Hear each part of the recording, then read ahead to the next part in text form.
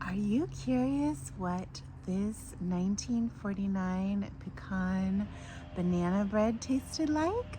Well, join me in my kitchen as we discover this vintage recipe. So let's get started with our 1949 banana bread. It is Corrie Hill's banana bread from this lovely book out of Kentucky Kitchens. We will take a longer look at this book later on, but right now let's get going on this recipe. It is a great way to use up all of those overripe bananas, and what I love to do is have mine in the freezer. When they get overripe, I just kind of chuck them in there, and then I end up with a lot, and then it's bread baking time. So I wanted to show you what this looks like. This is a defrosted frozen banana. I know it looks very sad, but the great part is it's great. It takes a lot less mashing because it almost kind of liquefies. So you can see the peel is very slippery. But anyway, makes it super easy to mash up for our banana bread. So I have my stand mixer here for this recipe, and we have a cup of butter already in here. And then we're gonna add 2 cups sugar. I'm making 2 large loaves because I wanted to use up 6 bananas in the freezer, and then we're done with our extra bananas. So I'm going to mix this up for a moment, and we'll be right back with the rest of the recipe. So you can see that the butter and sugar is nice and fluffy. And with that, I am adding in 4 beaten eggs. Here we go. And then I'm adding my own modern magical touches. I like to add some vanilla. So we're adding a nice big teaspoon of vanilla there, and we're gonna mix that up again really well. And now is the time to add in our mashed bananas. Look how great they look. So all of the liquidy stuff goes in first. Let's mix that up.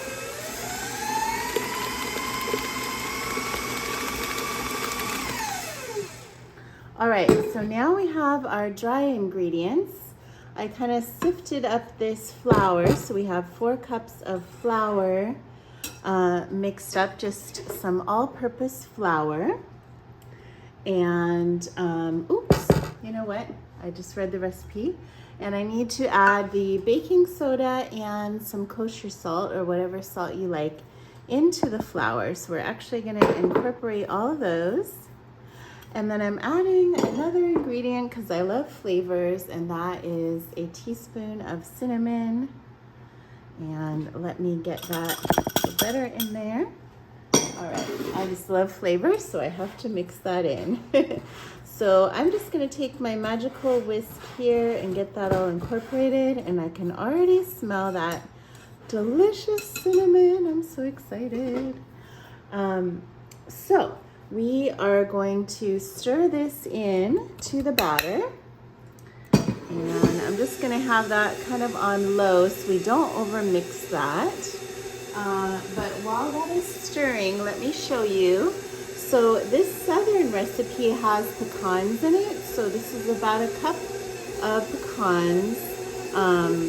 And I chopped them up, kind of a coarse chop, as you can see.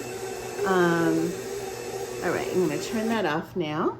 And then, so 1 loaf, I'm gonna have the pecans in, and then my husband requested chocolate chips. I didn't have enough to do all semi-sweet chocolate chips, so I'm adding in some butterscotch. You can do whatever mix you want. So I'm gonna mix these into half the batter and then the nuts into half. So I'll have a pecan loaf and a chocolate chip loaf. So I'll be right back with that. So we're back with our loaf pans. These are 9x5 pans, and I used a pan spray to grease them. So I have a spatula for each pan because my plan is to gently mix in chocolate chips to one loaf and then pecans to the other. So while we get these swirled up, as I like to say, I would love to hear your uses for bananas. What tips do you have on using up old bananas? Do you store them in the freezer? Do you try to use them up right away? Do you make smoothies? I would love to know what you do. I don't have a high-powered blender, so I don't really save them for smoothies. All I have is a food processor, and it doesn't work quite as well for that, so I always save them for bread. And it's funny because my husband doesn't like bananas, but he will eat banana bread, especially if it's on the sweeter side and has chocolate chips. So he had that request today. After I made some other banana bread that did not have chocolate chips that he still liked, but not the same. But yeah, let me know in the comments down below what you do with extra bananas. There's so many different things. I'm a huge banana lover. I mostly don't eat them fresh, but I love the banana bread, and I also really love plantains that are kind of fried up. I think those are so yummy. And I've made a little bit of a mess, so I'm gonna clean that up in a bit. I dropped a tiny bit of batter, but anyway, we're gonna put chocolate chips in half of these, and then the pecans in the other. Oops, okay. I think I'm all right. Trying to get pecans all in one. We're gonna swirl that around. It's gonna be so good. Let me know in the comments down below if you like pecans or what your favorite nuts are. I'm sure you could add all kinds of different nuts in here. I think in the past I've made a coconut banana bread and I think even a peanut banana bread before, both of which I love those flavors. So those are yummy. All right, so that is looking good. We kind of swirl them in there. Very kind of unscientific, but lovely. I have clean hands, so I'm just gonna go like this to get that distributed. That looks great. And we have the oven on at 375 degrees Fahrenheit. And we are gonna be baking these for 15 minutes at that temperature, and then lowering it down to 350 for 45 minutes. Now, it may not take that long depending on your oven, how it works, and then mine is on the convection setting, so it might be quicker. Now, originally, half of this recipe was to make 2 loaves, but I like my loaves a little bit fuller, so that's why instead of making 4, I doubled it to make 2. Anyways, here we are. And I can't resist. This is a clean counter, so I'm going to just save that batter and put that in there. Okay, nobody saw that. All right, I will get these in the oven and I will show you when they come out, and then we'll have the family taste them, and I will share a bit of the book with you. The banana bread just came out of the oven. This nut one looks really delicious. And then here is the chocolate chip one. I had to check them periodically to make sure that they were done inside. So I'll turn those out onto this rack in just a moment. And then we will see what the family thinks of these yummy breads. And we'll take a look, deeper dive into the 1949 recipe book. Okay, we are here to try the 1949 banana bread. Oh, what makes it 1949? It's from a 1949 cookbook. Oh, is it unusual in any way? It's a fairly standard one, but the original one has pecans. Oh, pecans. And then I made this other one with chocolate chips and butterscotch chips. Okay. And it's kind of like a competition to see which one is better? That's correct. I see. So basically it's like a question of, would you rather have like $1 million or sleep on the floor? Exactly. It is hard to have a competition where you're like, these two things are competing, and one of them is basically the other, but with chocolate chips. Yes. That's you hardly it's fair. It's very difficult. Well, here goes the pecan one.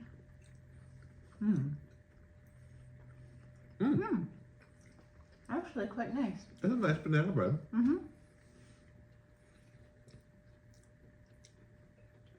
It's actually kind of like the pecans in it. Yeah.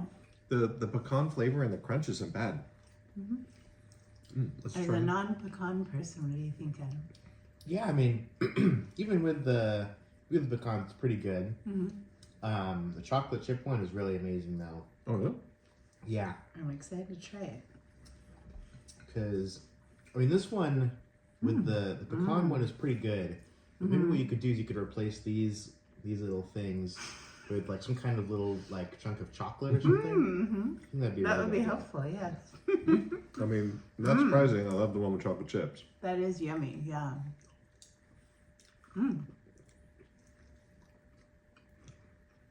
I think my only criticism of this compared to other banana breads is I kind of like my banana bread moister. Yeah. And this is a little more dry, a little more bready.